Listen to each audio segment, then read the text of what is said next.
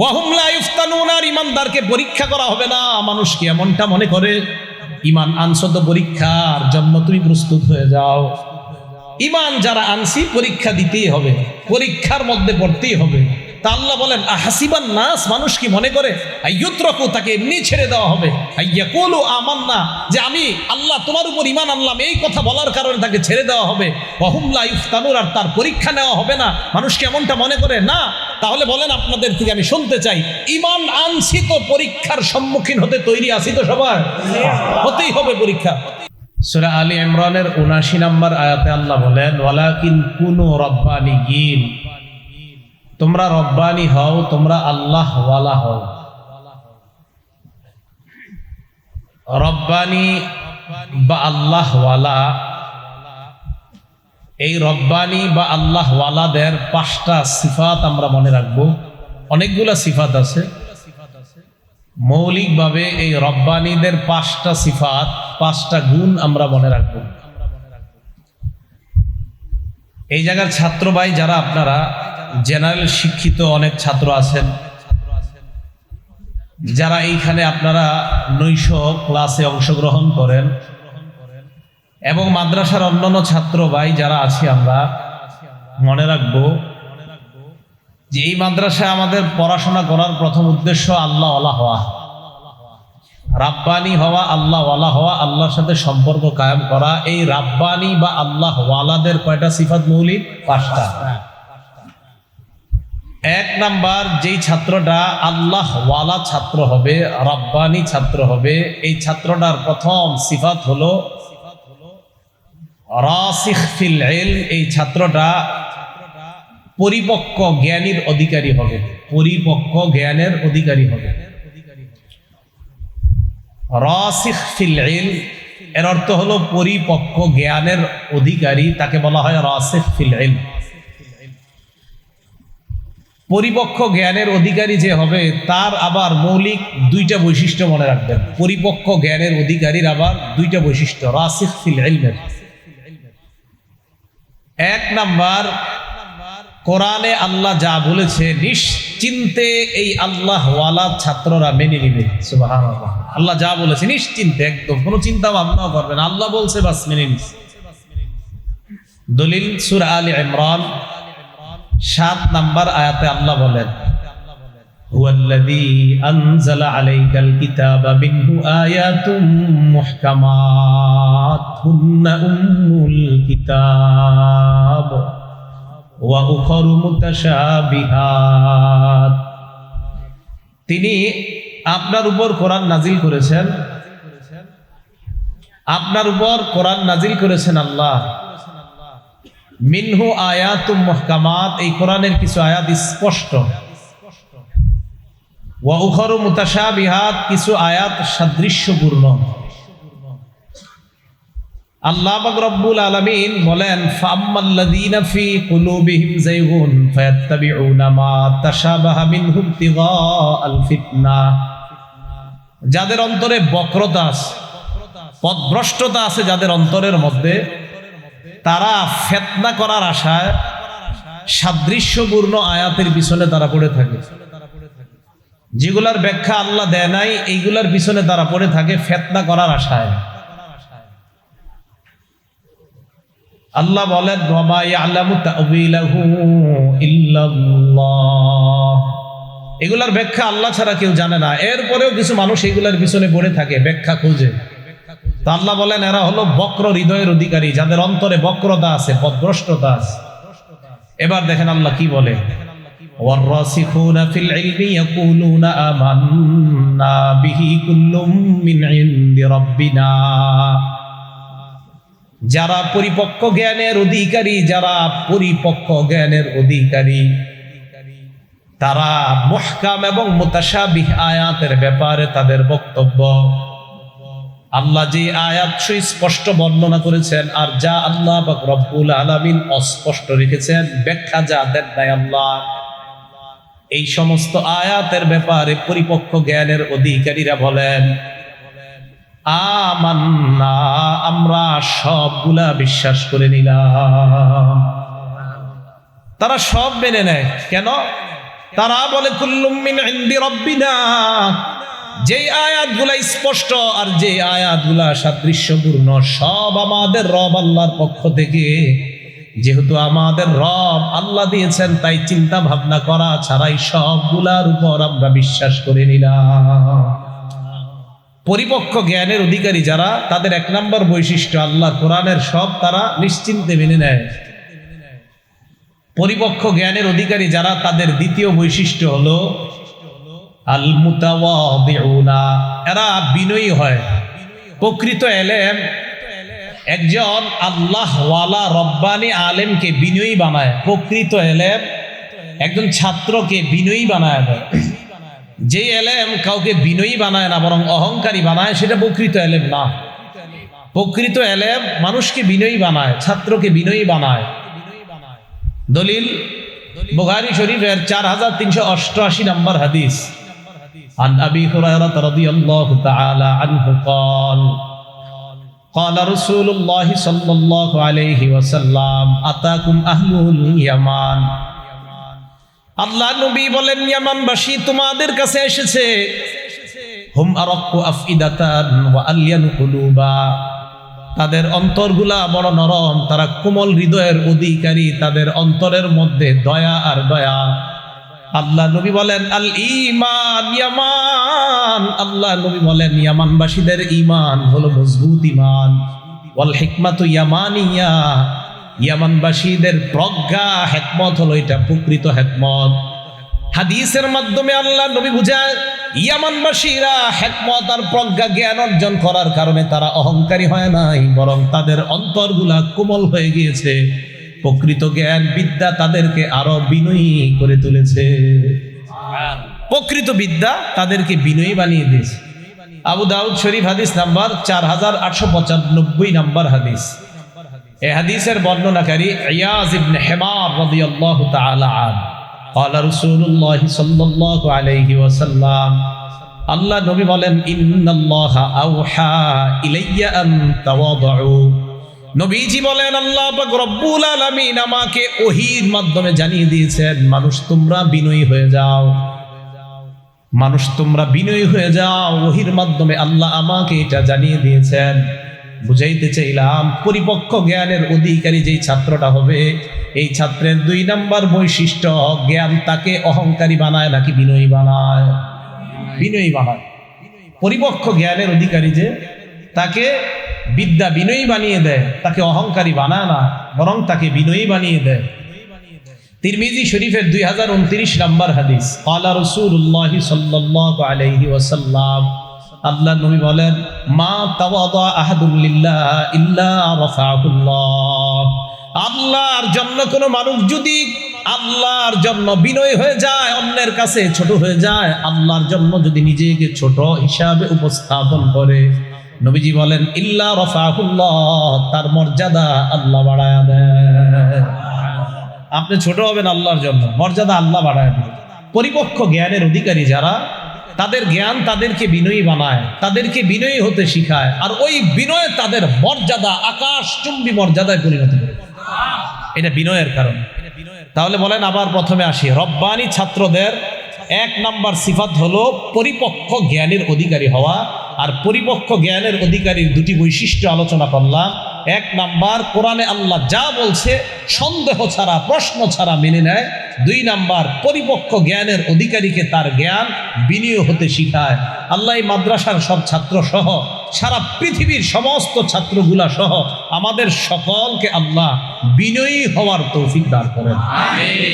তাহলে এই মাদ্রাসার ছাত্র যারা, রব্বানি ছাত্র যারা, বিশেষ করে রব্বানি আল্লাহওয়ালা ছাত্র আমরা যারা হব, আমাদের 1 নম্বর সিফাত পরিপক্ক জ্ঞান অর্জন করা। 2, রব্বানি ছাত্র বা আল্লাহওয়ালা ছাত্রের দ্বিতীয় সিফাত বা দ্বিতীয় বৈশিষ্ট্য হলো আল মুতামাসসিকু বিল মানহাজিন নববী সাল্লাল্লাহু আলাইহি ওয়াসাল্লাম। 2 নম্বর বৈশিষ্ট্য, আল্লাহ রাসূলের জীবনী আদর্শ আঁকড়ে ধরা। আল্লাহওয়ালা ছাত্রের দ্বিতীয় বৈশিষ্ট্য, নবীর জীবনীকে আঁকড়ে ধরে। যে আল্লাহওয়ালা ছাত্র কখনো নবীর জীবনীর আদর্শের বিপরীতে কিছু করবে, এটা হতেই পারে না। আল্লাহওয়ালা ছাত্র, রব্বানি ছাত্রের 2 নম্বর গুণ, এই রব্বানি ছাত্রটা নবীর জীবনীটাকে আদর্শটাকে নিজের জীবনে বাস্তবে রূপদান করার চেষ্টা করবে, এরাই রব্বানি ছাত্র। বাস্তবিকই দেখা গেছে ছাত্রদের মধ্যে যারা নবীর সুন্নাহের প্রতি বেশি গুরুত্ব দেয়, এদেরকে আল্লাহ আল্লাহ ওয়ালা বানায় এবং একটা পর্যায়ে তাদেরকে আল্লাহ অনেক মর্যাদায় উন্নীত করে দেয়। তাহলে রব্বানি ছাত্র আল্লাহওয়ালা ছাত্রদের 2 নাম্বার গুণ নবীর জীবনী আদর্শ, এটা পরিপূর্ণভাবে গ্রহণ করেছে। তিরমিজি শরীফের 2676 নাম্বার হাদিস, 2676, ক্বালা রাসূলুল্লাহ সাল্লাল্লাহু আলাইহি ওয়াসাল্লাম, নবীজির সাহাবা ইরবাজ ইবনে সারিয়া রাদিয়াল্লাহু তাআলা আনহুর বর্ণনা, ওয়াজানা রাসূলুল্লাহ সাল্লাল্লাহু আলাইহি ওয়াসাল্লাম বাদা সালাতিল গাদাতি মাউইজাতান বালিগাতান জারাফাত মিনহাল উয়ুন ওয়া ওয়াজিলাত মিনহাল কুলুব। সাহাবা ইরবাজ ইবনে সারিয়া বলেন, একদিন ফজরের নামাজের পর আল্লাহ নবী আমাদের সামনে ভাষণ দিলেন, খুতবা দিলেন। ফজরের নামাজের পর আল্লাহ নবী ওয়াজ করলেন। ওয়াজের মধ্যে এমন একটা ওয়াজ নবী করলেন যে ওয়াজ শোনার পর সাহাবাদের চোখ দিয়ে পানি পড়া শুরু হয়ে যায়, সাহাবাদের অন্তর প্রকম্পিত হয়ে যায়, অন্তর আল্লাহর ভয়ে কাঁপা শুরু হয়ে যায়। এক পর্যায়ে আল্লাহ নবী বললেন, আমার সাহাবাদের দল, ফাইন্নাহু মাইয়াইশ মিনকুম ইয়ারা ইখতিলাফান কাসীরা, তোমাদের মধ্যে যারা বেঁচে থাকবা তোমরা প্রচুর মতভেদ দেখতে পাইবা, প্রচুর পরিমাণ ইখতিলাফ তোমরা দেখবা, মতভেদ দেখবা। ওই জামানায় যারা এমন একটা অবস্থার সম্মুখীন হবা, ফামান আদরাকা মিনকুম যালিক, তোমরা যদি এমন অবস্থা পেয়ে যাও যে অবস্থায় দেখো মতভেদ আর মতভেদ। আমাদের সাধারণ জনগণরা কয়, হুজুর কই যাবো, আপনি কোন এক কথা, আরেক হুজুর কয় আরেক কথা, কয় না সাধারণ জনগণ? আল্লাহ নবী কয়, ফাআলাইহি বিসুন্নতি ওয়া সুন্নাতিল খুলাফাইর রাশিদিন আল মাহদিয়িন, ওই ব্যক্তি যেন আমার সুন্নাত আর আমার খোলাফায়ে রাশেদার সুন্নাত আঁকড়ে ধরে। নবীজি বলেন, আদ্দু আলাইহা বিন্নাওয়াজিস, হাড্ডি চাবা, যেই দাঁত দিয়ে তোমরা চাবাও, যেই দাঁতের মাধ্যমে তোমরা হাড্ডি চাবাও, চোয়ালের দাঁত দিয়ে আমার সুন্নাহকে তোমরা আঁকড়ে ধরবা। খোলাফায়ে রাশেদা ওই সাহাবাদের সুন্নতকে তোমরা আঁকড়ে ধরবা। ইবনে মাজার 42 নম্বর হাদিসে নবী বলেন, আলাইকুম বিসুন্নতি ওয়া সুন্নাতিল খুলাফাইর রাশিদিন আল মাহদিয়িন, তামাসসাকু বিহা ওয়া আদ্দু আলাইহা বিন নওয়াজিজ। আল্লাহ নবী বলেন, যখন প্রচুর মতভেদ দেখবা তখন তোমাদের কাজ হলো আমার সুন্নাত আঁকড়ে ধরা, আমার সাহাবাদের সুন্নাত আঁকড়ে ধরা। আমাদের মধ্যে মতভেদ। জুমার নামাজের আজান কয়টা? এক দল কয় একটা, আর এক দল কয় দুইটা। আল্লাহর নবী কয়, মতভেদ যখন দেখলা তখন আমার সুন্নতের মধ্যে দেখো কি আছে। ইবনে মাজার 42 নম্বর হাদিসে আল্লাহর নবী জানায় দেয়, মতভেদ যখন দেখবা আমার সুন্নত আর আমার সাহাবাদের সুন্নত আঁকড়ে ধরবা। খোলাফায়ে রাশেদার একজনের নাম হলো উসমান গনি রাদিয়াল্লাহু তাআলা আন। এই উসমান গনি জুমার আরেকটা আজান চালু করেছেন। আল্লাহ নবী বলেন, আমার সুন্নত আঁকড়ে ধরবা, আমার সাহাবার সুন্নত আঁকড়ে ধরবা। এর মানে জুমার নামাজের আজান দুইটা, এটাই সুন্নত, এটাই প্রকৃত আল্লাহ নবীর অনুসরণ। এই অনুসরণটাই প্রকৃত সুন্নতের অনুসরণ। নবী বলছে ইখতিলাফ দেখবা, মতভেদ দেখবা, সাথে সাথে বলছে আমার সুন্নত, আমার সাহাবার সুন্নত। ইখতিলাফ দেখবা, আমার সুন্নত, আমার হেদায়েত প্রাপ্ত খোলাফায়ে রাশেদার সুন্নত আঁকড়ে ধরবা। তাহলে সুন্নত কি শুধু নবীর সুন্নত, না খোলাফায়ে রাশেদা সাহাবা যারা তাদের সুন্নত? সুন্নত আঁকড়ে ধরতে হবে। এই জিনিসটা যদি সারা জীবন মনে রাখেন, হাজারো মতভেদ আপনার সামনে আসলেও কিছুই হবে না। ওই মতভেদ আপনাকে ঘায়েল করতে পারবে না, ওই মতভেদ আপনাকে কোনো পথভ্রষ্টতার দিকে নিতে পারবে না, যদি আপনি আল্লাহ রসুল এবং সাহাবাদের সুন্নত আঁকড়ে ধরেন। আল্লাহ আমাদের সকলকে কথাগুলা বুঝার তৌফিক দান করেন। একটা কিতাব আছে নাম সহিহ আত-তারগীব, এই কিতাবের 40 নম্বর হাদিস। ক্বালা রাসূলুল্লাহ সাল্লাল্লাহু আলাইহি ওয়াসাল্লাম, আল্লাহ নবী বলেন, ইন্নী ক্বাদ তারাকতু ফীকুম মা ইন ইতাসামতুম বিহি।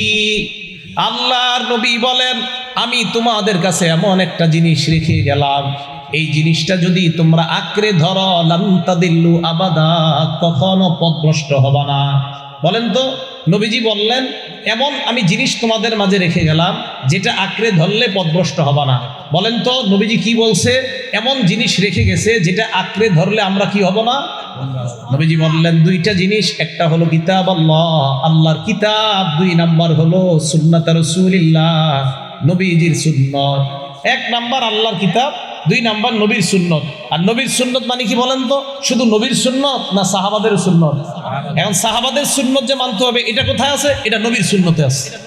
সাহাবাদের সুন্নত যে মানতে হবে কথাটা কোথায় আছে? এটা নবীর সুন্নতের মধ্যে আছে। আল্লাহ কোরআনে বলছে আমার নবীকে মানো, নবী বলছে আমার সুন্নত মানো, আমার সুন্নতের মধ্যে আবার নবী বলে দিছে আমার সাহাবার সুন্নত মানো। কথা মনে থাকবে সবার? বুখারী শরীফের 7281 নাম্বার হাদিস। নবীজি সাল্লাল্লাহু আলাইহি সাল্লাম এক ঘরের মধ্যে ঘুমায় রইছে। জাআত মালাইকাতুন ইলা নবী সাল্লাল্লাহু আলাইহি ওয়াসাল্লাম, একদল ফেরেশতা আল্লাহর নবীর কাছে আসলেন। হুয়া নাঈম, আল্লাহর নবী তখন ঘুমায়। ফেরেশতারা আল্লাহর নবীর সামনে এসে দাঁড়ায়। দাঁড়ানোর পর একজন ফেরেশতা কয় ইন্নাহু নাঈম, তিনি তো ঘুমায়। ওয়া ক্বালা বা'দুহুম ইন্নাল আইনা নাঈমা ওয়াল কলবা ইয়াকযান, আরেকজন ফেরেশতা কয় না না, তার চোখ ঘুমায়, অন্তর ঘুমায় না। সুবহানাল্লাহ। ফেরেশতাদের একজন বলল তিনি ঘুমায়, আরেকজন ফেরেশতা বলতেছে না, তার চোখ ঘুমায়, অন্তর ঘুমায় না। এবার ফেরেশতারা বললেন ইদরিবু লাহু মাসালা, তোমাদের এই সাথীর একটা দৃষ্টান্ত বর্ণনা করো। আরেক বর্ণনায় লি সাহিবিকুম হাযা মাসালা, তোমাদের এই সাথী যিনি ঘুমিয়ে আছে তার একটা দৃষ্টান্ত বর্ণনা করে দাও। এবার ফেরেশতাদের একজন বললেন তিনি তো ঘুমায়, আরেক ফেরেশতা কয় না না, তার চোখ ঘুমায়, অন্তর ঘুমায় না। নবীজি ঘুমায় রইছে। তো এক ফেরেশতা কয় উনি তো ঘুমায়, কি কম ওনার সামনে? আরেক ফেরেশতা কয় না না, ওনার চোখ ঘুমায়, ওনার অন্তর ঘুমায় না। এবার ফেরেশতারা বললেন তাহলে এবার শুরু করা যাক। কয় মাসালুহু কামাসালি রাজুল, তার দৃষ্টান্ত হলো এমন এক ব্যক্তির মতো বানা দারা, যেই ব্যক্তি একটা ঘর বানিয়েছে, বানানোর পর ওয়াজালা ফিহা মাদুবা, ঘরের মধ্যে একটা দস্তরখান বিছাইছে। এক ব্যক্তি একটা ঘর বানাইছে, ঘরের ভিতরে একটা দস্তরখান বিছিয়েছে। দস্তরখান বিছানোর পর বাসা দাইয়ান, একজন আহ্বানকারীকে বাহিরে পাঠাইছে, যাও যাও যাদেরকে পাইবা তাদেরকে দাওয়াত দিবা, বলবা ঘরে আসতে। আসার পর এই ঘরে দস্তরখান বিছানো আছে, দস্তরখানের উপরে যে খাবার, এই খাবারগুলা খেতে বলবা। আহ্বানকারী বাহিরে আসছে, আসার পর জনগণকে দাওয়াত দিছে, ওই ঘরের দিকে তোমাদেরকে দাওয়াত দিতেছি, চলো ঘরের মধ্যে যাই। ফামান আজাবাদ দাইয়া দাখালাদ দার ওয়া আকালা মিনাল মাদুবা, আহ্বানকারীর ডাকে যে সাড়া দেয় ওই ব্যক্তি ঘরে আসে, দস্তরখানের খাবার খায়। আবার শুনেন, এক ব্যক্তি ঘর বানাইছে, ঘরে দস্তরখান বিছিয়েছে, একজন আহ্বানকারী বাহিরে গিয়ে দাওয়াত দিতেছে, এই চলো চলো ওই ঘরের মধ্যে খাবার আছে, খাবার যদি খেতে চাও চলো। আহ্বানকারীর ডাকে সাড়া দিয়ে যারা ওই ঘরে আসছে খাবার খেতে পারছে। ওয়ামান লাম ইউজিবিদ দাইয়া, আহ্বানকারীর ডাকে যে সাড়া দেয় নাই, লাম ইয়াদখুলিদ দার, সে ঘরে আসতে পারে নাই। ওয়ালাম ইয়াকুল মিনাল মাদুবা, দস্তরখানের খাবারও খাইতে পারে নাই। কথা বুঝে আসছে সবার? ফেরেশতারা এই কথা বলতেছে নবীর সামনে, নবীজি তখন ঘুমায় আছে। এই কথা বলার পর এবার ফেরেশতারা কয় আব্বিলু খান, আমরা যে দস্তরখানের কথা বললাম, ঘরের কথা বললাম, খাবারের কথা বললাম, এই কথাটার ব্যাখ্যা তাকে শোনায় দাও। কাকে? যিনি ঘুমায়। হাদিস বুঝতেছেন তো সবাই? ওলামা ছাড়া অন্য যারা আছেন সবাই বুঝতেছেন তো?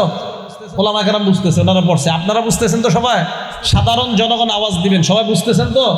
আমাদের নবীজি কি জাগ্রত না ঘুমিয়ে আছে?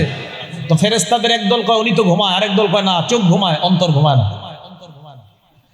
তো এবার ওনার দৃষ্টান্ত দিল কি? এই যে লোকটা ঘুমিয়ে আছে ওনার দৃষ্টান্ত, এক ব্যক্তি একটা ঘর বানাইছে, ঘরে দস্তরখান বিছাইছে, দস্তরখানে খাবার আছে, একজন আহ্বানকারীকে ডাক দিছে, চলো ঘরে যাই, দস্তরখানে সুস্বাদু খাবার। যারা সাড়া দিছে তারা দস্তরখানের খাবার খেতে পারছে, যারা সাড়া দেয় নাই তারা খাবার খেতে পারেনি। এবার ঘটনা শেষ করার পর ফেরেশতারা কয় এই ব্যাখ্যা করো। এবার ফেরেশতাদের একজন কয় কারে ব্যাখ্যা দিবা? তিনি তো ঘুমায়। আরেক ফেরেশতা কয় ইন্নাল আইনা নাইমা ওয়াল কলবা ইয়াকযান, তার চোখ ঘুমায়, অন্তর ঘুমায় না। আমাদের নবীজি তখনও চোখ বন্ধ। ফেরেশতারা এবার ব্যাখ্যা দিয়ে দেয় আদ-দার আল জান্নাহ, ঘরের দৃষ্টান্ত অন্য কিছু নয়, ঘরের দৃষ্টান্ত হলো আল্লাহর জান্নাত। সুবহানাল্লাহ।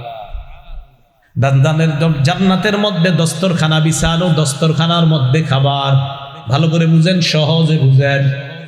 মুফতি সাইফুল্লাহ হাবিবি সাহেব এই মাদ্রাসা করার পর মাদ্রাসার মাধ্যমে আপনাদেরকে ওই খাবারের দিকে দাওয়াত দিতেছে। সুবহানাল্লাহ। ফাদ্দাঈ মুহাম্মাদুন সাল্লাল্লাহু আলাইহি ওয়াসাল্লাম, আহ্বানকারী হলেন মুহাম্মদ সাল্লাল্লাহু আলাইহি ওয়াসাল্লাম। বর্তমানে তো আল্লাহর নবী নাই, তাহলে আমাকে আপনাকে আহ্বানকারী করবে কে? কারা আহ্বানকারী? তারাই হলো আল্লাহর নবীর ওয়ারিস। আর আল্লাহর নবীর ওয়ারিস কারা? উলামায়ে কেরাম। সুবহানাল্লাহ। তাহলে ফাদ্দাঈ মুহাম্মাদুন সাল্লাল্লাহু আলাইহি ওয়াসাল্লাম, আহ্বানকারী হলেন আল্লাহর নবী। ফামান আতাআ মুহাম্মাদান ফাকাদ আতাআ আল্লাহ, যারা আল্লাহ নবীর কথায় সাড়া দিয়ে ওই ঘরের মধ্যে যাবে তারাই আল্লাহর অনুসারী হয়ে যায়। আর যারা নবীর ডাকে সাড়া দিবে না, ফাকাদ আসাল্লাহ, তারা আল্লাহর নাফরমান হয়ে যায়। বলেন নাউজুবিল্লাহ। এবার বুঝেন একটু মন দিয়ে, এখন নবীজি নাই, নবীজির ওই কাজটা উলামায়ে কেরাম করতেছে। ওয়ারাসাতুল আম্বিয়া, যারা নবীর ওয়ারিসগণ, এই কাজ করতেছে। তাহলে ওয়ারিসগণই এখন আহ্বানকারী, তারাই ওই দস্তরখানের দিকে আমাকে আপনাকে আমাদেরকে আহ্বান করতেছে। এই আহ্বানে যারা সাড়া দিব ইনশাআল্লাহ তারাই জান্নাতে গিয়ে ওই দস্তরখানের খাবার খেতে পারবে। মনে থাকবে কথাগুলা? তাহলে রাসূল আকরাম সাল্লাল্লাহু আলাইহি সাল্লাম আমাকে আপনাকে আমাদেরকে ওই দস্তরখানার দিকে ডাকতেছে। জামিয়া রাব্বানিয়া মাদ্রাসার ছাত্ররা তথা সারা বিশ্বের এই মাদ্রাসা ছাত্ররা আল্লাহ ওয়ালা ছাত্র হওয়ার 2 নম্বর বৈশিষ্ট্য কি? যে আল্লাহ রসুলের সুন্নাহকে আঁকড়ে ধরা। তো আল্লাহ রসুলের সুন্নাহ আঁকড়ে ধরা কিভাবে ধরবে? যেখানে সুন্নত শিক্ষা দেওয়া হয়, আর সুন্নতের বাস্তব শিক্ষা দেওয়া হয় মাদ্রাসা। তাহলে আল্লাহওয়ালা ছাত্রদের 2 গুণ জানলাম। 1, পরিপক্ষ ছাত্র, পরিপক্ষ জ্ঞানের অধিকারী। 2 নাম্বার, নবীর সুন্নাহের অনুসারী। 3 নাম্বার, আল্লাহওয়ালা ছাত্রের 3 নাম্বার বৈশিষ্ট্য, এটা সবাই মন দিয়ে শুনেন, আল খাউফু মিনাল্লাহ, আল্লাহকে ভয় করা। সুবহানাল্লাহ। আল্লাহওয়ালা ছাত্রের 3 নাম্বার বৈশিষ্ট্য আল্লাহকে ভয় করা। সূরা আলী ইমরানের 175 নাম্বার আয়াতে আল্লাহ বলেন, ওয়াখাফুনি ইন কুনতুম মুমিনিন, তোমরা যদি ঈমানদার হও আমি আল্লাহকে তোমরা ভয় করো। এবার আমি আপনাদের কাছে জানতে চাই, আশাবাদী ইনশাআল্লাহ আমরা ঈমানদার কিনা? আমরা ঈমানদার কিনা? আল্লাহ বলে যদি ঈমানদার হও তাহলে আমাকে ভয় করো। তাহলে আওয়াজ দিয়ে বলেন, আমরা ভয় করি একমাত্র কাকে?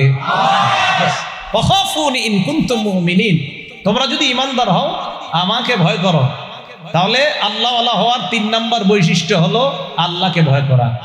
এবার এই জায়গাটা মন দিয়ে শোনেন, আল্লাহকে ভয় করার অনেকগুলা উপকারিতা আছে, কয়েকটা উপকার মনে রাখবো। আল্লাহকে ভয় করার 1 নাম্বার উপকারিতা, ভাইও বাংলাটা মনোযোগ দিয়ে শোনেন।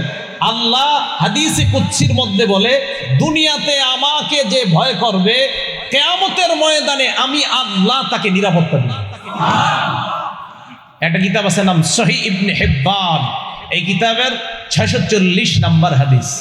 এই হাদিসটা হাদিসে কুদসি।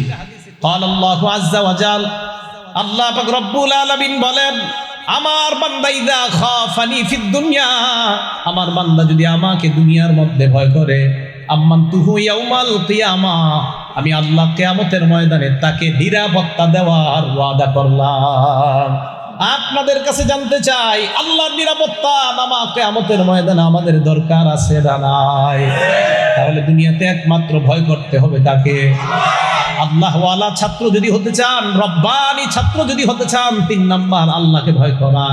আল্লাহকে ভয় করার 1 নাম্বার উপকার, যারা দুনিয়াতে আল্লাহকে ভয় করবে কিয়ামতের ময়দানে আল্লাহ তাদেরকে নিরাপত্তার চাদরে ঢেকে নেবেন।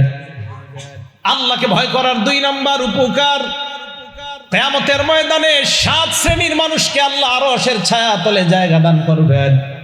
এর মধ্যে 1 শ্রেণী হলো ওই বান্দা, বুখারী শরীফের 660 নম্বর হাদিসের বর্ণনা, ওয়া রাজুলুন তালাবাতহু ইমরাতুন যাতু মানসিবিন ওয়া জামাল, সুন্দরী বংশীয় কোন সম্ভ্রান্ত নারী আমাকে আপনাকে তার দিকে আহ্বান করছে অপকর্ম করার জন্য।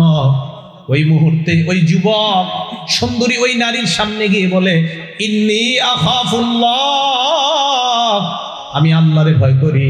যেই ব্যক্তি কোন নারীর সামনে গিয়ে বলে আমি আল্লাহকে ভয় করি, অপকর্ম করতে পারবো না, আল্লাহ নবী কয় এই ব্যক্তিটাকে আল্লাহ কিয়ামতের ময়দানে আরশের ছায়া তলে জায়গা দিয়ে দিবেন।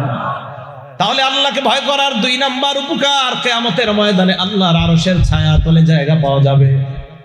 এই হাদিসের মধ্যে আরেকটা অংশ আছে, ওয়া যাকারাল্লাহ খালিয়ান ফাফাদাত আইনা, কিছু বান্দা আছে রাতের বেলা সারা দুনিয়ার মানুষ ঘুমায়, 2টা-3টা বাজে আল্লাহর কাছে নির্জনে বসে বসে আল্লাহর ডাকে আর চোখের পানি পড়ে।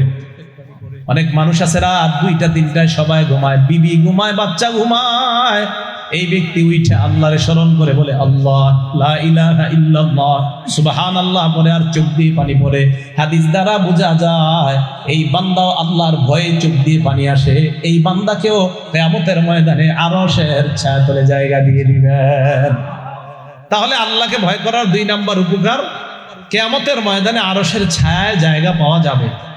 আল্লাহকে ভয় করার 3 নাম্বার উপকার, গুনাহ মাফ করে দিবে আল্লাহ সুবহানাহু। আপনাদের একটা মজার হাদিস শোনাই, এটা বুখারী শরীফের বর্ণনা, বুখারী শরীফের 3478 নাম্বার হাদিস, 3478 নাম্বার হাদিস। এই হাদিসটা মনোযোগ দিয়ে শোনেন। রাসূল আকরাম সাল্লাল্লাহু আলাইহি সাল্লাম বলেন, আন্না রাজুলান কানা ক্বাবলাকুম, তোমাদের পূর্বের জামানায় এক ব্যক্তি ছিল। এই ব্যক্তি এমন একজন ব্যক্তি ছিল, রাসাকাহুল্লাহু মালা, আল্লাহ পাক তাকে প্রচুর সম্পদ দান করেছেন। ফাকালা লিবানিহি, এই লোকটা তার সন্তানদেরকে ডাক দিয়ে বললেন, ও আমার সন্তানরা, কি দেখেন কি বলে, ফাকালা লিবানিহি লাম্মা হুদিরা, তার যখন মরণ হবে অবস্থা, মারা যাবে লোকটা, ওই মুহূর্তে ছেলেদেরকে ডাক দিয়ে কয়, আইয়া আবিন কুনতু লাকুম, আমি তোদের কেমন বাবা ছিলাম একটু বলতো। এক ব্যক্তি, তাকে আল্লাহ প্রচুর সম্পদ দিয়েছে, ছেলেদেরকে ডাক দিয়েছে, সন্তানদেরকে ডাক দিয়ে কয়, আমি তোমাদের কেমন বাবা ছিলাম একটু বলো তো। সন্তানরা জবাব দেয়, খায়রা আবিন, আপনি উত্তম বাবা ছিলেন, আপনি অনেক ভালো বাবা। এবার ওই লোকটা জবাব দেয়, ফাইন্নী লাম আমাল খায়রান কত্তু, আমি তো জীবনে কোনো ভালো কাজ করি নাই। এরপরেও তোমরা সন্তানরা আমাকে বলতেছো আমি তোমাদের উত্তম বাবা, কিন্তু আমি জীবনেও ভালো কাজ করি নাই।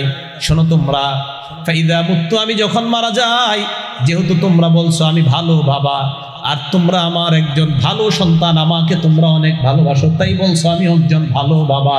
ভালো বাবা হিসেবে তোমাদেরকে আমি ওসিয়ত করে যাচ্ছি, ফাইদা মুত্তু, আমি যখন মারা যাব, ফাহরিকুনি, আমাকে তোমরা জ্বালাইবা, সুম্মা সাকুনি, জ্বালিয়ে কয়লা করে আমার ছাইগুলা তোমরা জাররুনি ফি ইয়াউমিন আসিফ, প্রবল ঝড়ের মধ্যে, বাতাসের মধ্যে ছিটিয়ে দিবা। বুঝছেননি সবাই? ওই ব্যক্তি সন্তানদেরকে কয়, তোমরা তো বললা আমি ভালো বাবা, আমি তো দুনিয়াতে কোনো ভালো কাজ করি নাই, এক কাজ করবা, আমি মারা গেলে আমাকে আগুনে পুরাইবা, আগুনে পুরানোর পর কয়লা বানাইবা, এই ছাইগুলা প্রচন্ড বাতাসের মধ্যে উড়াইয়া দিবা। তো ছেলেরা ওয়াদা দিছে, জি আব্বা ঠিক আছে। মারা গেছে, মারা যাওয়ার পর ফাফালুহু, সত্যি সত্যি এই কাজ করছে, পুরাইয়া। আপনারা কিন্তু আবার এই কাজ করেন না, মুসলমানদেরকে পুরানো যায় না, নাকি করবেন? না না, এইগুলা করবেন না। তো সত্যি সত্যি কি করছে, এখন তো মাসালা জানি আমরা, এখন আর পুরানো যাবে না। নবীজি আগের যুগের একটা হাদিস আমাদেরকে জানাইছে। তো নবীজি সাল্লাল্লাহু আলাইহি সাল্লাম বলেন, ওই ব্যক্তির বাবা মারা, ওই ব্যক্তি মারা যাওয়ার পর তার সন্তানরা তাকে পুড়িয়েছে, পুরানোর পর তাকে বাতাসের মধ্যে উড়াইয়া দিছে। ওই ব্যক্তির টার্গেট হলো যে আমারে তো আর কোথাও খুঁজে পাওয়া যাবে না, বাস আমি বাইচা গেলাম। জামাআহুল্লাহ, আল্লাহ সব একত্রিত করছে, সুবহানাল্লাহ। একত্রিত করার পর আল্লাহ পাক রব্বুল আলামিন বলে, মা হামালাকা আলা হাযা, কিরে এই কাজ করছো কেন? ওই বান্দা জবাব দেয়, মাখাফাতু, আল্লাহ আপনার ভয় করছে, আল্লাহ আমি আপনার ভয় করছি। আল্লাহ কয় তাই? হ্যাঁ, হাদিসে আসছে, তালাক্কাহু বিরহমাতিল্লাহ, আল্লাহর রহমত তাকে ঢেকে নিয়ে তাকে আল্লাহ মাফ করে দেয়। আল্লাহর ভয় গুনাহ মাফের কারণ। রব্বানি ছাত্রদের 3 নম্বর বৈশিষ্ট্য, তারা আল্লাহকে ভয় করবে। আর আল্লাহর ভয় যখন আমাদের মধ্যে এসে যাবে, তখন আমাদের গুনাহগুলো আল্লাহ মাফ করে দিবে। আল্লাহকে ভয় করার 4 নম্বর উপকার, আল্লাহকে যারা ভয় করবে 4 নম্বর উপকার আল্লাহকে ভয় করার। 3টা জিনিস আছে এমন, যে 3টা জিনিস মুক্তি দেয় মানুষকে, যে 3টা জিনিস নাজাত দেয়, মুক্তি দেয় মানুষকে। কয়টা জিনিস? 3টা। ভালো করে মনে রাখবেন, একটা কিতাব আছে আস-সিলসিলাতুস সহিহা, 1802 নম্বর হাদিস।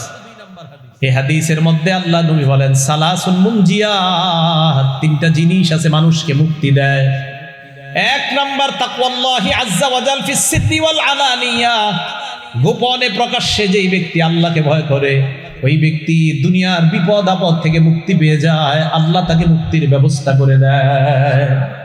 গোপনে প্রকাশ্যে সর্ব অবস্থা আল্লাহকে ভয় করে।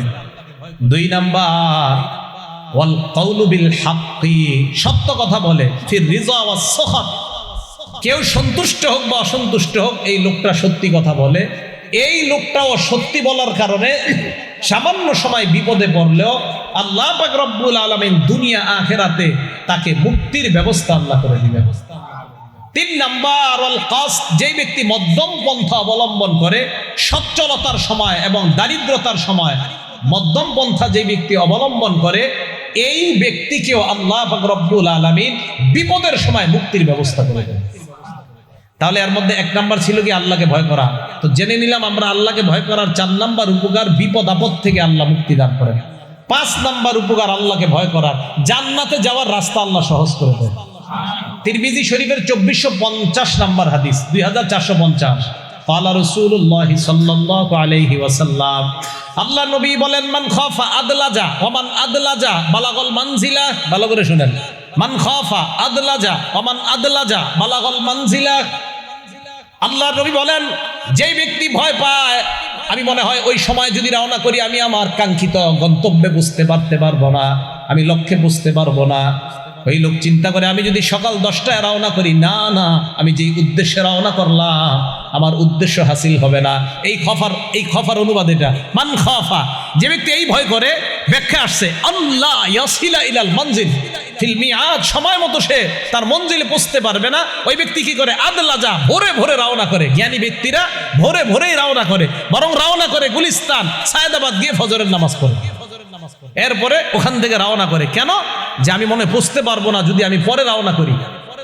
এখন দেখেন নবীজি কি বলে, ওমান আদলাজা বালাগাল মানজিলা, আর যেই ব্যক্তি ভোরে ভোরে রওনা করে ওই ব্যক্তি তার কাঙ্ক্ষিত গন্তব্যে পৌঁছে যায়। এই হাদিস থেকে একটা শিক্ষা আমাদের, আমরা কোথাও রওনা করলে ভোরে ভোরে রওনা করা, সুবহানাল্লাহ, তাহলে সুন্দরভাবে পৌঁছা যায়। আমি কিন্তু আপনার সাধারণত আপনারা বিভিন্ন সফরে নেন দিকে অন্য সময় রওনা করতে হয়, সাধারণত বাড়িতে বা আমার কোনো কাজে আমি রওনা করলে রাত 2টা-3টা বাজে, আলহামদুলিল্লাহ আমার ওই গন্তব্যে আমি রওনা করি, একদম চুপে চুপে জ্যাম মুক্তভাবে, কেউরে না জানায় সহজে গন্তব্যে পৌঁছে যায়। আর হুজুরা যাবি বয়াতে হাদিসে আসছে নবীজি সাল্লাল্লাহু আলাইহি সাল্লাম বলেন, যেই ব্যক্তি গন্তব্যে পৌঁছার আশঙ্কা করে সে তাড়াতাড়ি রওনা করে। যাই হোক, এবার মূল কথাটা শুনেন। আল্লাহ নবী বলেন, শোনো, আলা ইন্না সিলআতাল্লাহি গালিয়া, শোনো তোমরা, আল্লাহর পণ্য এটা দামি পণ্য। আল্লাহ নবী বলেন, আলা ইন্না সিলআতাল্লাহি আল জান্নাহ, আল্লাহর পণ্যের নাম হলো জান্নাত, আর ওই জান্নাত হলো আমাদের কাঙ্ক্ষিত গন্তব্য। ওই গন্তব্যে যদি পৌঁছতে হয় তাহলে আল্লাহকে যথাযথভাবে ভয় করতে হবে। তাহলে আল্লাহকে যথাযথভাবে যদি ভয় করা যায়, জান্নাতে কাঙ্ক্ষিত গন্তব্যে পৌঁছার রাস্তা সহজ করে দেয় আল্লাহ। তাহলে আমরা জানলাম আল্লাহকে ভয় করার 5টা উপকার। এই 5টা উপকারের মধ্যে একটা হলো জান্নাতে যাওয়ার রাস্তা সহজ হয়ে যায়, বিপদ আপদ থেকে মুক্তি পাওয়া যায়, আরশের ছায়াতলে জায়গা পাওয়া যায়, কিয়ামতের ময়দানে নিরাপত্তা নামা পাওয়া যায়। রব্বানি ছাত্র যারা হবে, 3 নাম্বার বৈশিষ্ট্য আল্লাহকে ভয় করা। 1 নাম্বার পরিপক্ক জ্ঞানের অধিকারী হওয়া, 2 নাম্বার আল্লাহ নবীর আদর্শ নিজের জীবনে ধারণ করা, 3 নাম্বার যে রব্বানি ছাত্রের জন্য 3 নাম্বার বৈশিষ্ট্য আল্লাহকে ভয় করা। 4 নাম্বার রব্বানি ছাত্রের বৈশিষ্ট্য সবরু, ধৈর্য ধারণ করা। বলেন কি করা? ধৈর্য ধারণ। ধৈর্য 3 প্রকার। বলেন ধৈর্য কয় প্রকার? 1 নাম্বার সবরু আলাল বালাই ওয়াল মুসাইব, বিপদ আপদে ধৈর্য ধারণ করা। 2 নাম্বার সবরু আলাত তাআ, আনুগত্য করতে গিয়ে ধৈর্য ধারণ করা, বিপদ আপদে ধৈর্য বুঝি। 2 নাম্বার আনুগত্য করতে গিয়ে ধৈর্য ধারণ করা। নামাজে আপনি দাঁড়াইলেন, ইবলিস বারবার আপনাকে ধোঁকা দিতে চায়, আপনি ধৈর্যের সাথে ইবলিসের মোকাবেলা করা। এই যে আনুগত্যে ধৈর্য, হ্যাঁ, আনুগত্যে ধৈর্য। ওয়াজে এখন বসে আছেন আপনারা, মাঝখানের 2-1জন ইবলিস কয়, আরে আর কত গরম লাগতেছে ওডেনতে।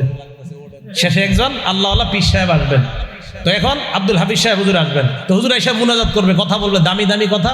এখন আপনাদেরকে এই দামি কথা না শোনা ইবলিস মাঝখানে 2-1জনে বলতেছে, এই ওট ওট। তাহলে এই যে পয়সা রয়েছেন, ধৈর্যের প্রয়োজন আছে না নাই? হ্যাঁ, এটা আনুগত্যের ধৈর্য। 2 নাম্বার সবরু আলাত তাআ, আনুগত্যে ধৈর্যশীল হওয়া। 3 নাম্বার সবরু আলাল মাসিয়া, অথবা সবরু আলাল ইজতিনাবি আনিল মাসিয়া, গুনাহ থেকে বেঁচে থাকার জন্য ধৈর্য ধারণ করা। গুনাহ থেকে বাঁচারও কিন্তু বহুত ধৈর্যের প্রয়োজন। ইবলিস বারবার কয়, আরে একটু দেখ, আরে একটু দেখ। সাইফুল্লাহ হাবিব সাহেব বয়ান করছে, তো কি হয়েছে, নাটক সিনেমা না দেখতে কইছে, আজকে শেষ দেখ। হুজুরে কালকে গিয়ে কবি, হুজুর শেষবারের মতো গতকালকে দেখ। এইভাবে আপনাকে দেখাইতে যাবে, তখন আপনি বলবেন না না না, ইবলিসে বলবেন না, দেখবো না। এই গুনাহ থেকে বাঁচার জন্য ধৈর্যের প্রয়োজন আছে না ভাই? এ হলো তিনটা ধৈর্য, তিন প্রকার। এক নাম্বার বিপদে ধৈর্য ধারণ করা, দুই আনুগত্য করার ক্ষেত্রে ধৈর্য ধারণ করা, তিন নাম্বার গুনাহ থেকে বাঁচার জন্য ধৈর্য ধারণ করা। তো বলতেছিলাম রব্বানি ছাত্র যারা হবে তাদের চতুর্থ বৈশিষ্ট্য ধৈর্য ধারণ করা। এখন এই মাদ্রাসার ছাত্রদেরকে আমি বিশেষভাবে জিজ্ঞাসা করব, এই মাদ্রাসায় যারা পড়বো ইনশাল্লাহ আমাদের কাঙ্ক্ষিত গন্তব্যে পৌঁছার জন্য ধৈর্যের প্রয়োজন আছে না নাই? তো বাস রব্বানি ছাত্র, জামিয়া রব্বানিয়ার ছাত্ররা যদি রব্বানি আল্লাহ ওয়ালা হতে চায়, চতুর্থ বৈশিষ্ট্য অর্জন করতে হবে, ধৈর্যের সাথে পড়াশোনা করে কাঙ্ক্ষিত গন্তব্যে পৌঁছতে হবে। তাহলে 4 নাম্বার ধৈর্য ধারণ করা। সূরা আনকাবুতের 2 নাম্বার আয়াতে আল্লাহ বলেন, আহাসিবান নাস আইয়ুতরাকু আইয়াকুলু আমান্না ওয়া হুম লা ইফতানুন। মানুষ কি মনে করেছে? মানুষ বলবে আল্লাহ আমি ঈমান এনেছি, বাস তারে আমি মুক্তি দিয়ে দিলাম।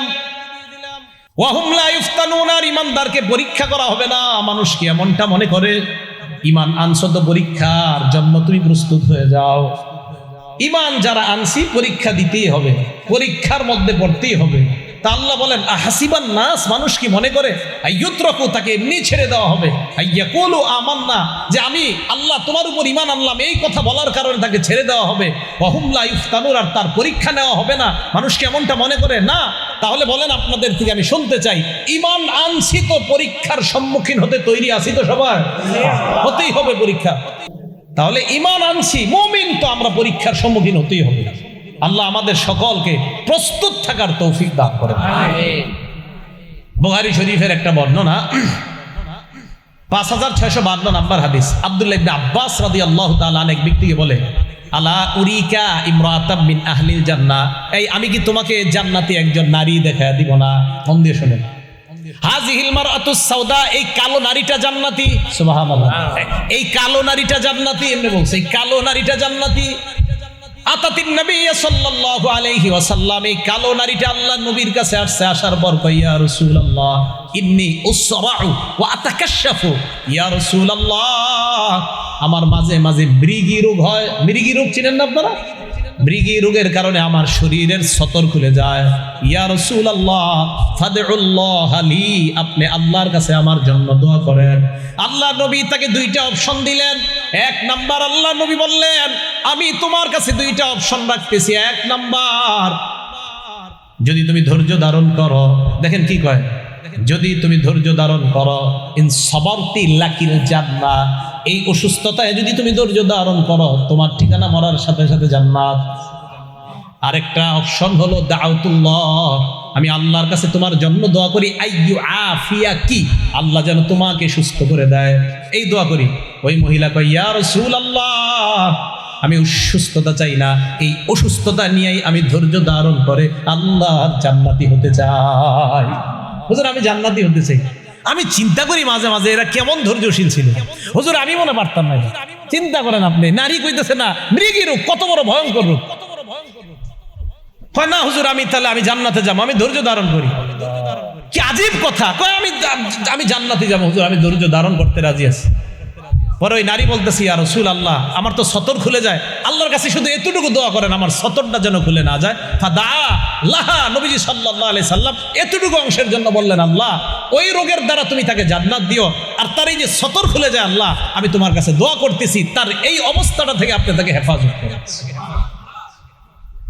নারীকে নবী অপশন দিলেন, তুমি এই অসুস্থতায় ধৈর্য ধারণ করলে লাকিল জান্নাত, জান্নাত।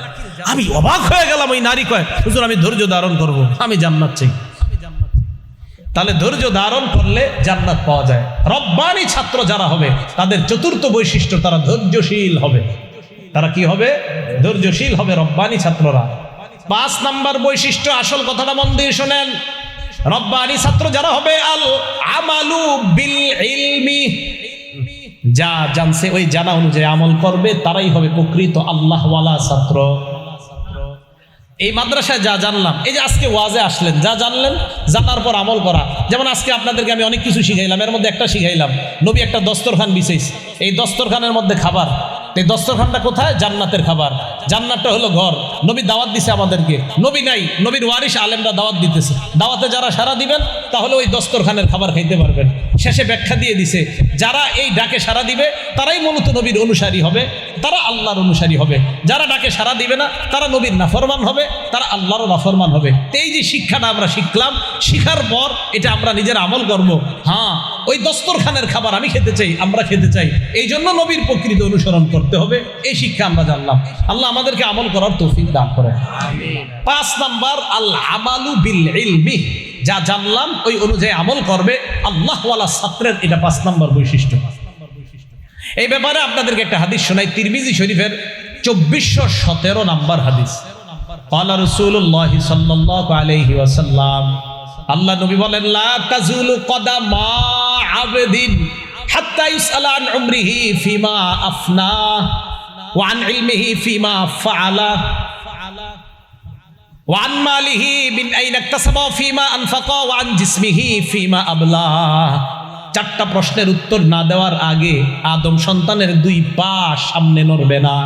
কিয়ামতের ময়দানে আদম সন্তান কোন বান্দার 2 পা একটু নড়বে না 4টা প্রশ্ন না দেওয়া ছাড়া। 1 নাম্বার, আন উমরিহি ফিমা আফনা, জীবন সম্পর্কে জিজ্ঞাসা করা হবে, জীবন কোন কাজে ব্যয় করেছ। 2 নাম্বার, আন ইলমিহি ফিমা ফাআলা, ইলম সম্পর্কে জিজ্ঞাসা করা হবে, ইলম কি কাজে লাগাইছো। 3 নাম্বার জিজ্ঞাসা করা হবে, ওয়ান মালিহি বিন আইনা ইকতাসাবা ফিমা আনফাকা, তোমার সম্পদ কোত্থেকে কামাই করেছো, কোথায় খরচ করেছো। হালাল পথে কামাই করেছো, হালাল খাতে ব্যয় করেছো কিনা, হালাল পথে কামাই করেছো কিনা, হালাল পথে উপার্জন করেছো কিনা, হালাল খাতে ব্যয় করেছো কিনা, প্রশ্ন হবে 3 নাম্বার। 4 নাম্বার, ওয়ান জিসমিহি ফিমা আবলা, শরীর সম্পর্কে জিজ্ঞাসা করা হবে, এই শরীর কোথায় ধ্বংস করেছো। রাতে দরজা লাগিয়ে মা বাবার আড়ালে তুমি তোমার জীবনের যৌবনের উপর কোনো অত্যাচার চালিয়েছে কিনা, কিয়ামতের ময়দানে আল্লাহর কাছে জবাবদিহিতা করতে হবে। আন জিসমিহি ফিমা আবলা, জীবন শরীর ধ্বংস করেছে কিনা কোনো সন্তান, এটার জবাবদিহিতা আল্লাহর কাছে করতে হবে। তাহলে 2 নাম্বার ইলম, এলেমের প্রশ্ন করা হবে, এই এলেম অনুযায়ী আমল করছো কিনা। রব্বানি ছাত্র, আল্লাহওয়ালা ছাত্রের 5 নাম্বার বৈশিষ্ট্য এলেম অনুযায়ী আমল করা। তাহলে আমি আবার সংক্ষেপে বলি, 1 নাম্বার আল্লাহওয়ালা ছাত্রের বৈশিষ্ট্য পরিপক্ক আলেম হওয়া, আর এটার ব্যাখ্যা দিছিলাম। 2 নাম্বার বৈশিষ্ট্য নবীর সুন্নাহকে আঁকড়ে ধরা। 3 নাম্বার বৈশিষ্ট্য আল্লাহকে ভয় করা, আল্লাহরে ভয় করার 5 উপকারিতা আলোচনা করেছি। 4 নাম্বার বৈশিষ্ট্য আল্লাহওয়ালা ছাত্রের ধৈর্য ধারণ করা, এটার 3 প্রকার ব্যাখ্যা করলাম। 5 নাম্বার বৈশিষ্ট্য যে আল্লাহওয়ালা ছাত্র হবে, তার 5ম বৈশিষ্ট্য হলো এলেম অনুযায়ী আমল করা। এই 5 বৈশিষ্ট্যে গুণান্বিত হয়ে সকলকে আল্লাহ রাব্বানি হওয়ার তৌফিক দান করেন, সকলে বলেন আমিন। এই গেল মাদ্রাসার প্রথম অংশের ওয়াজ। মাদ্রাসার নাম কি? জামিয়া রব্বানিয়া, এটা হলো প্রথম অংশ। এবার হলো দারুস সুফা, দ্বিতীয় অংশের ওয়াজ। কোন অংশ? দ্বিতীয় অংশ। এটা গেল জামিয়া রব্বানিয়ার ওয়াজ। তাহলে দারুস সুফা তো বাকি রয়ে গেল। সুফা মানে হলো আঙ্গিনা, চত্বর। বলেন সুফা অর্থ কি? চত্বর। দারুস সুফা এটার নাম। বাকি সুফার অংশটা শোনার আগে, সুফা মানে চত্বর। আল্লাহ রাসূল সাল্লাল্লাহু আলাইহি সাল্লামের মসজিদে নববীর একটা কোনা, একটা চত্বরের মধ্যে 70-80 জন সাহাবা এরা বসে থাকতো। নবীজির থেকে ওনারা কোরআন সুন্নাহ শিক্ষা গ্রহণ করতেন, নবীজির ছাত্র ছিলেন। তারাই হলো ইসলামের ইতিহাসে প্রথম আবাসিক ছাত্র। সুবহানাল্লাহ। কি ছাত্র? আবাসিক। হ্যাঁ, আবাসিক ছাত্র। এদেরকে ইতিহাসে বলা হয় আসহাবুস সুফা। এবার দেখেন, আসহাব মানি ওয়ালা, সুফা মানি চত্বর। তাহলে আসহাবুস সুফা মানি চত্বরওয়ালা, চত্বরের অধিবাসী। তো আসহাবুস সুফা মানি নবীজির মসজিদের ওই চত্বরে যে সাহাবারা বসে বসে কোরআন হাদিস শিখতেন, তাদেরকে বলা হয় আসহাবুস সুফা, মানে চত্বরের অধিবাসী, চত্বরের সাহাবা। সুবহানাল্লাহ। এই মাদ্রাসার নাম দারুস সুফা। এই মাদ্রাসা গঠন করার দ্বিতীয় উদ্দেশ্য, ওই আসহাবে সুফা নবীর মসজিদের ওই চত্বরে যে 70-80 জন সাহাবারা যেমন ইতিহাসের শ্রেষ্ঠ ছাত্র ছিল, জামিয়া রাব্বানিয়ার ছাত্ররা যেন ওই সুফার সাহাবাদের মতো শ্রেষ্ঠ ছাত্র হতে পারে, এই মাদ্রাসা গঠনের এটা দ্বিতীয় উদ্দেশ্য। তাহলে সুফা ওই চত্বরে যে ছাত্র ছিল তাদের মতো এই মাদ্রাসার ছাত্ররা হওয়ার চেষ্টা করতে হবে। আসহাবে সুফাদের ব্যাপারে বুখারী শরীফের 442 নম্বর হাদিসের মধ্যে আসছে, আবু হুরায়রা রাদিয়াল্লাহু তাআলা আনহু বলেন, ইন্নী রাআইতু 70 মিন আসহাবিস সুফা, আমি আসহাবে সুফার 70 জনকে এমন দেখেছি, মা আলাইহিম রিদা, আরেক বর্ণনা মা মিনহুম রাজুলুন আলাইহিম রিদা, তাদের কারো শরীরের মধ্যে আমি বড় কোনো চাদর দেখি নাই, কারো শরীরের মধ্যে দেখছি ইজার, একটা লুঙ্গি, অথবা আও কিসাউন, অথবা ছোট চাদর।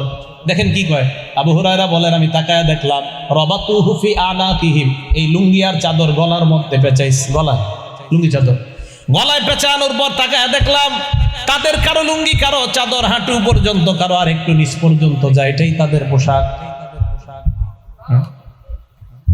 এটাই তাদের পোশাক।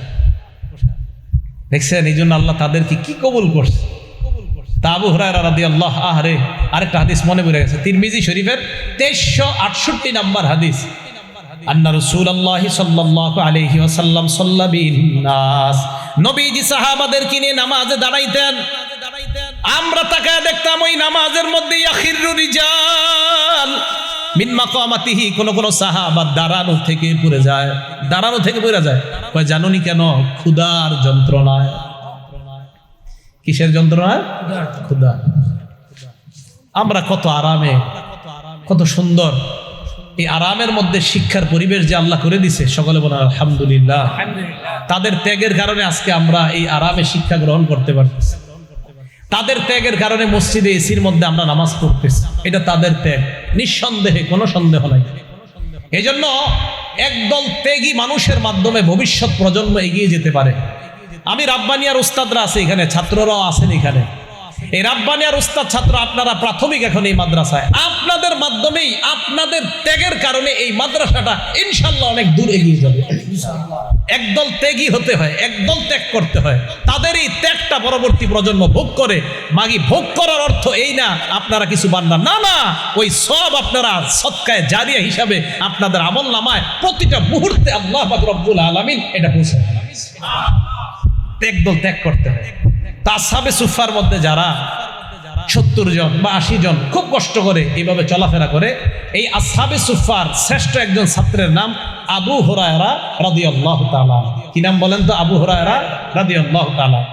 এই আবু হুরায়রা রাদিয়াল্লাহু তাআলা ক্ষুধার যন্ত্রণায় মসজিদে যখন বসে থাকতো, এক বর্ণনায় আসছে মানুষ দেখে বলতো এটা পাগল, পাগল, মানে ক্ষুধার কারণে ওই যে ছটফট করতো, আপনার জমিনে শুয়ে যাইতো, ছটফট করতো, এটা পাগল, পাগল। আপনি চিন্তা করেন, নামাজে দাঁড়ায় রয়েছে, নামাজ থেকে পড়ে যাওয়া ক্ষুধার কারণে, কত ক্ষুধা। তো তাদের একজন ছাত্র, শ্রেষ্ঠ ছাত্রের নাম আবু হুরায়রা, মসজিদে বসে রয়েছে। নবীজি সামনে আসলেন, আসার পর আবু হুরায়রা কি ব্যাপার? আবু হুরায়রা রাদিয়াল্লাহু তাআলা আন জবাব দেয়, ইয়া রাসূলুল্লাহ সামি'তু মিনকা হাদিসান কাসীরা ফাআনসা। বুখারী শরীফের 119 নম্বর হাদিস। ইয়া রাসূলুল্লাহ, আমি আপনার কাছ থেকে অনেক হাদিস শুনি, কিন্তু হাদিসগুলো আমি মুখস্থ রাখতে পারি না, মনে রাখতে পারি না। আল্লাহ নবী কয়, তাই নাকি? কয় হ্যাঁ। নবীজি বলে, আবু হুরায়রা উবসুত রিদাআক, তুমি তোমার চাদরটা বিছায়া দাও। আমাদেরকে যদি স্বপ্নে আইসা নবী একবার এরকম চাদর বিছায়া দিতেন। আবু হুরায়রাকে বললেন চাদরটা বিছাও। আবু হুরায়রা বলেন ফাবাসাতুহু, আমি আমার চাদর বিছাইলাম। চাদর বিছানোর পর তাকায় দেখলাম গরফা বিয়াদাইহি, আল্লাহ নবী কি যেন এইভাবে চাদরের মধ্যে ঢেলে দিচ্ছে, হাতে কিছু নাই, হাতে কিছু নেই। ঢেলে দেওয়ার পর আল্লাহ নবী বললেন, আবু হুরায়রা যুম্মু, এটা এবার তুমি তোমার বুকের সাথে মিশাও। আবু হুরায়রা বলেন জমামতুহু, আমি ওই চাদরটা আমার বুকের সাথে এইভাবে আমি মিশাইলাম। আবু হুরায়রা বলেন, আল্লাহর কসম, ওই দিনের পর থেকে ফামা নাসিতু বাদাহু শাইআ, ওই চাদর বুকের সাথে মিশানোর পর আমি যা শুনি আর কখনো ভুলি না, যা শুনি আর কখনো ভুলি না। আসহাবে সুফার একজন ছাত্র, কি এই মাদ্রাসার এই ছাত্রদের এমন ছাত্র হওয়া দরকার আছে না নাই? তো আমাদের সাইফুল্লাহ হাবিবি সাহেব হুজুর আমার গতকালকে বলছে, আমারে বলছে, উনি ওনার উদ্দেশ্য ব্যক্ত করছে। তো বললেন যে উদ্দেশ্য হলো এই মাদ্রাসার নামকরণের দুটি উদ্দেশ্য। এক, এখানে ছাত্ররা যারা রব্বানি আল্লাহ ওয়ালা ছাত্র হয়, এটা হলো 1 নম্বর উদ্দেশ্য। 2 নম্বর উদ্দেশ্য হলো এখানে ছাত্রগুলা যেন ওই সুফা আসহাবে সুফা নববীর মসজিদে নববীর চত্বরে যে ছাত্ররা ছিল তাদের মতো যেন হুজুর এই জায়গায় এক একটা ছাত্র তৈরি হয়। এটা হলো এই মাদ্রাসার নামকরণের 2টি উদ্দেশ্য। এখন আপনাদের কাছে জানতে চাই, এই যে মাদ্রাসা নামকরণের 2টি উদ্দেশ্য, এই 2টি উদ্দেশ্য বাস্তবায়ন করতে আমাদের যদি মাঝে মাঝে উনি আমাদেরকে ডাকে, কোনো কারণে আমাদেরকে ডাকে, দোয়ার প্রয়োজন হয়, পরামর্শ দেওয়ার প্রয়োজন হয়, যে কোনোভাবে আমাদেরকে ডাকলে আমরা ইনশাল্লাহ তার আহ্বানে সাড়া দিতে তৈরি আছি ইনশাল্লাহ। তা আসহাবে সুফার যে ছাত্ররা পড়াশোনা করত তাদের জন্য কিন্তু আরেক দল মানুষ কাজ করতো বাহিরে গিয়ে, জানেন? এরা পড়াশোনা করত, আরেক দল গিয়ে কাজ করত, তারা বিভিন্ন জিনিস সংগ্রহ করে আনতো, আর আসহাবে সুফার ছাত্ররা লেখাপড়া করতো। এজন্য আমি আপনাদের কাছে আবদার করে যাব, ওনার এই মাদ্রাসা তো ওনার না, উনি প্রতিষ্ঠা করছে, উনি মরে যাবে, কালকে চলে যাবে, পরের দিন চলে যাবে, একদিন চলে যাবে, আরেকজন এখানে দায়িত্বে আসবে, উনিও চলে যাবে, আরেকজন আসবে। তবে মনে রাখবেন, দ্বীনি প্রতিষ্ঠান কখনো থেমে থাকবে না, এটার জয়রথ সামনের দিকে চলবেই। মানুষগুলা চলে যাবে, প্রতিষ্ঠানগুলা চলে যাবে না। তাই এই প্রতিষ্ঠানের দেখাশোনার দায়িত্ব কাদের বলেন তো? আমাদের জোরেও নেই। কাদের বলেন? এই মসজিদ মাদ্রাসা এগুলা দেখাশোনার দায়িত্ব কাদের? আমাদের। ইনশাল্লাহ মহব্বত করবো তো ইনশাল্লাহ। তাহলে জামিয়া রব্বানিয়া আল্লাহওয়ালা ছাত্র হবে এখানে, আর আসহাবে সুফার মতো ছাত্র যেন এখান থেকে তৈরি হয়, এই চেষ্টা, এই প্রচেষ্টা মাদ্রাসার উস্তাদ ছাত্ররা যেন করতে পারে, আমরা এলাকাবাসীরা যেন দোয়া করতে পারি, আল্লাহ আমাদেরকে তৌফিক দান করেন। শেষ কথা, এই মাদ্রাসার ছাত্র উস্তাদ যারা, আমরা একটা কথা মনে রাখবো, মাদ্রাসায় আমরা যে সমস্ত ছাত্ররা পড়াশোনা করব, আলেম হব, এখান থেকে আমরা হাফেজ হব, কারি হব, আমাদের মধ্যে যেন কখনো রিয়া কাজ না করে, লৌকিকতা কাজ না করে, মানুষকে দেখানো কাজ না করে, বরং আল্লাহকে খুশি করা এই কাজ যেন করে। বলেন তো, আমাদের পড়াশোনার উদ্দেশ্য কাকে খুশি করা? তিরমিজি শরীফের 2383 নম্বর হাদিস। এই হাদিসের মধ্যে রাসূল আকরাম সাল্লাল্লাহু আলাইহি সাল্লাম সাহাবাদেরকে বললেন, তাআওয়াযু বিল্লাহি মিন হুব্বিল হুজন, তোমরা হুব্বুল হুজুন থেকে বাঁচো, তোমরা হুব্বুল হুজুন থেকে আল্লাহর কাছে পানাহ চাও। বলেন হুব্বুল হুজুন, বলেন, আবার বলেন হুব্বুল হুজুন। সাহাবাদেরকে নবীজি বললেন, তোমরা হুব্বুল হুজুন থেকে আল্লাহর কাছে পানাহ চাও। সাহাবারা বললেন, ওয়া মা হুব্বুল হুজনি ইয়া রাসূলুল্লাহ, হুজুর হুব্বুল হুজুন কি, এটা আপনার কাছে জানতে চাই। আল্লাহ নবী কয়, হুব্বুল হুজুন ওয়াদিন ফি জাহান্নাম, জাহান্নামের একটা এলাকার নাম। তাতাআওয়াযু মিনহু জাহান্নাম কুল্লা ইয়াউমিন মিআতা মাররা, জাহান্নাম ওই এলাকা থেকে 2 দিন আল্লাহর কাছে 100 বার পানাহ চায়। হুব্বুল হুজুন জাহান্নামের একটা এলাকার নাম, জাহান্নামের এলাকা, জাহান্নাম আল্লাহর কাছে 100 বার পানাহ চায়। আল্লাহ ওই হুব্বুল হুজুন থেকে আমি পানাহ চাই, আমি পানাহ চাই, ওর এলাকা থেকে ও পানাহ চায় আল্লাহর কাছে। সাহাবারা প্রশ্ন করলেন, ওয়া মাইয়াদখুলুহু ইয়া রাসূলুল্লাহ, এই জাহান্নামের মধ্যে কারা প্রবেশ করবে? নবীজি জবাব দিলেন, আল কুররা আল মুরাউনা বিআমালিহিম, কারি সাহেবরা, হাফেজরা, আলেমরা, যারা দেখানোর জন্য আমল করে, তারা এখানে প্রবেশ করবে হুব্বুল হুজুন নামক জাহান্নামে, হুব্বুল হুজুন নামক এলাকায়। তাহলে হুব্বুল হুজুনে যেন আমাদের প্রবেশ করতে না হয়, রিয়া মুক্ত আমল যেন আমরা করতে পারি, আল্লাহ তৌফিক দান করেন। তাহলে রব্বানি ছাত্র, রব্বানি আলেম হওয়ার গুণ কয়টা বললাম বলেন তো? 5টা। ভুলে গেছে সময়। রব্বানি ছাত্র হওয়ার গুণ কয়টা? 5টা। 1 নাম্বার পরিপক্ষ আলেম হওয়া, 2 নাম্বার নবীজির সুন্নতকে অনুসরণ করা, আঁকড়ে ধরা, 3 নাম্বার আল্লাহকে ভয় করা, 4 নাম্বার ধৈর্য ধারণ করা, 5 নাম্বার এলেম অনুযায়ী আমল করা। এলেম অনুযায়ী কি করা? আমল করা। এটা হলো জামিয়া রব্বানিয়া কায়েম করার উদ্দেশ্য। দ্বিতীয় দারুস সুফা। দারুস সুফা, এই মাদ্রাসার নাম দারুস সুফা রাখার উদ্দেশ্য আসহাবে সুফা তথা মুহাম্মদ সাল্লাল্লাহু আলাইহি ওয়াসাল্লামের মসজিদে নববীর আবাসিক যে মাদ্রাসার ছাত্ররা ছিল, এদের মতো যেন এই মাদ্রাসার ছাত্র গড়ে উঠতে পারে, এই লক্ষ্যে এই মাদ্রাসার নামটি এত সুন্দর রাখা হয়েছে। আমরা আল্লাহর কাছে দোয়া করব, এই মাদ্রাসাটা যেন আল্লাহ কবুল করে নেয়, মাদ্রাসার আসাতিজা, মাদ্রাসার তুল্লাব সকলকে যেন আল্লাহ কবুল করে নেয়। সর্বশেষ আবেদন, আব্দুল হাফিজ সাহেব হুজুর, পীর সাহেব হুজুর, শেখুল হাদিস আল্লামা আব্দুল হাফিজ সাহেব হুজুর আসবে, আসার পর আপনাদের সামনে কথা বলবে, আমরা কেউ উঠবো না। হুজুর দিলের খোরাকের জন্য যা যা প্রয়োজন ইনশাআল্লাহ আলোচনা করবে। আল্লাহ পাক রব্বুল আলামিন আমাদের সকলকে যা শুনলাম বললাম এই কথাগুলোর উপর যেন আমরা আমল করতে পারি, আল্লাহ তৌফিক দান করেন। আমিন। ওয়া আখিরু দাওয়ানা আনিল হামদুলিল্লাহি রাব্বিল আলামিন।